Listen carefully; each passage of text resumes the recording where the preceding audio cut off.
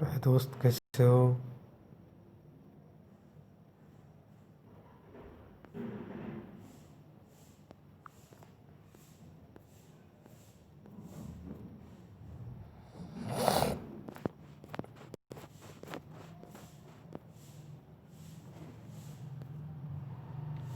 हम रीट भर्ती 2020 के साइंस पाठ्यक्रम के लिए यह वीडियो तैयार की है, जिसमें आपको पाचन तंत्र के बारे में बताया गया था। उसके आगे का वीडियो इस प्रकार है।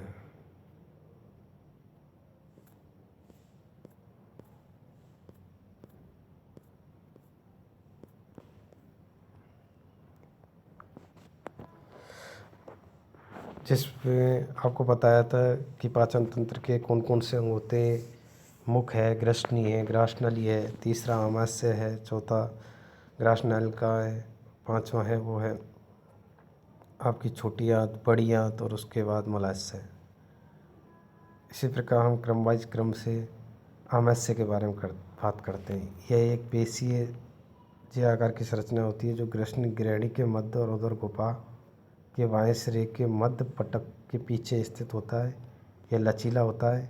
इसमें 3 लीटर भोजन आ सकता है। आमाशय को 3 भागों में बांटा गया था। इसमें जठरागम ग्रासका से जो भोजन आता है वो जठरागम में होता है, और आमाशय से जो भोजन निकलता है छोटी आंत में जाता है वो जठराग्र में निकल आता है। और इन दोनों के मध्य जो संरचना होती है वो क्या कहलाती है? फंडिस संरचना कहलाती है। आमाशय में 2 अवरोधनी या संकुचन पेशियाँ पाई जाती हैं। ये 2 पेशियाँ क्या करती हैं? आमाशय में जो भी सामग्री होती है उसको नियंत्रण करती हैं।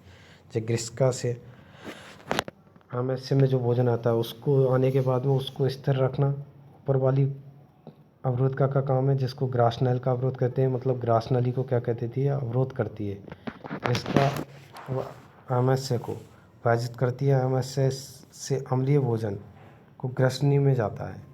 जो अम्लीय भोजन होता है ना, आमाशय में जो भोजन पचता है उसके बाद उसमें ग्रसनी में वापस जाने लगता है, जिसे रोकने के लिए एक ग्रासनलिका होती है। उसके बाद में आपने देखा होगा जठराग्नि निर्गमी अवरोधी। ये जठर निर्गमी आमाशय से छोटी आंत को विभाजित करती है। आमाशय से छोटी आंत में भोजन निकलने को नियंत्रण करती है कि भोजन किस प्रकार। देखो ऊपर क्या होती है? ऊपर होती है ग्रैस्का। ग्रैस्का से जब भोजन आमाशय में आता है तो इसके बीच में जो होती है वो तो कौन सी होती है? ग्रासनलिका अवरोधनी। और आमाशय से जब भोजन नीचे जाता है किस में? छोटी आंत में, तो ये बीचे वाली होती है। ये क्या होती है?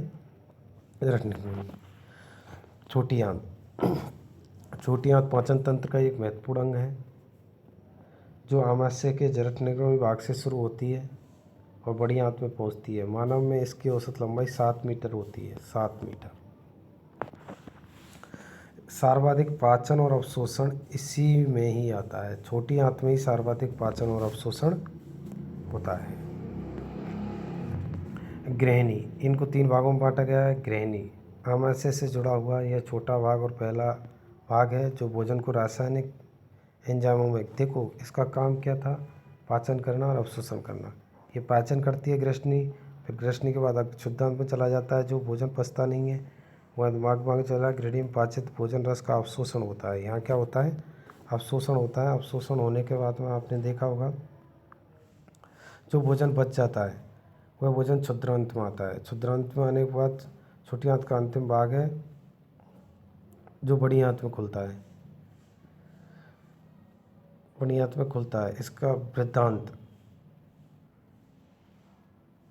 वृद्धांत है आरनाल का। बड़ी आंत का अधनाल से जो जुड़ा वृद्धांत कहलाता है। यह उल्टे यू आकार का क्या रहता है? 1 से 1 मीटर लंबी नालिका होती है। इस वृद्धांत को 4 भागों में बांटा गया है: आरोही, अनुप्रस्थ, अवरोही, आरोही, अनुप्रस्थ, अवरोही और सिग्मा वृत्तांत।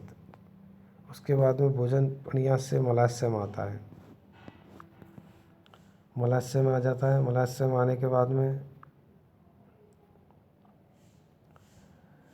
यह आहार नाल का अंतिम भाग होता है, जो करीब 20 मीटर लंबा होता है। मलाशय के अंतिम सेंटीमीटर होती है।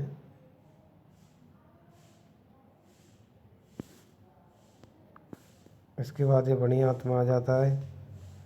सुतरां आंगनवाड़ी आंतों से जुड़ा होता है। यहाँ कुछ विशेष जीवाणु पाए जाते हैं। जो जीवाणु छोटी आंत से शेष बचे अपचित भोजन को किण्वन क्रिया द्वारा सरलीकृत कर देते हैं तथा जल और खनिज लवणों का अवशोषण करते हैं। बड़ी आंत में तो क्या होता है, भोजन का पाचित और अवशोषण होता है। यहाँ जल और खनिज लवण का अवशोषण होता है। बड़ी आंत के 3 भाग हैं, ये मैंने आपको पहले बता दिए थे, 3 भाग। उसके बाद मलाशय होता है। मलाशय में क्या होता है, मलाशय अंतिम 20 मीटर सेंटीमीटर लंबा होता है। गुदानाल कहा जाता है। इसे क्या कहा जाता है, गुदानाल। गुदानाल मलद्वार के रास्ते गुदानाल के रास्ते मलद्वार कहाँ निकल जाता है, बाहर। मलद्वार का आकार